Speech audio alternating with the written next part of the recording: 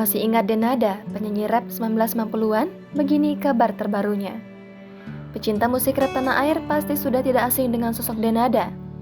Pemilik nama lengkap Denada Elizabeth Anggia Ayu Tambunan diketahui lahir di Jakarta pada 19 Desember 1978. Denada adalah putri sulung dari pasangan Emilia Contessa dan Rio Tambunan.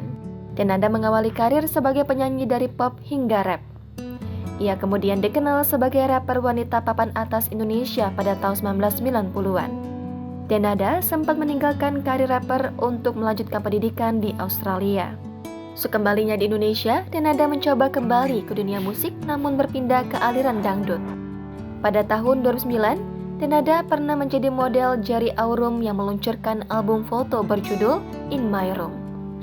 Tanggal 15 Februari 2012, Denada pun menikah dengan Jerry Aurum. Dari pernikahan itu, Denada melahirkan seorang putri bernama Shakira Aurum. Nama putri sematawayangnya itu kemudian diganti menjadi Aisyah Aurum. Sayangnya, usia pernikahan mereka tidak bertahan lama. Pada tahun 2015, Denada cerai dari Jerry Aurum. Setelah bercerai, Denada pun menjalani hari-hari sebagai single parent. Lantas seperti apa kabar terbaru dari mantan penyanyi rapper itu? Dikutip dari Tribun Sumsel, baru-baru ini Denada jalani operasi plastik di Korea Selatan pada Mei 2023. Hal tersebut dikatakan Denada ketika ditemui di kawasan Kemang, Jakarta Selatan pada Minggu 26 Juni.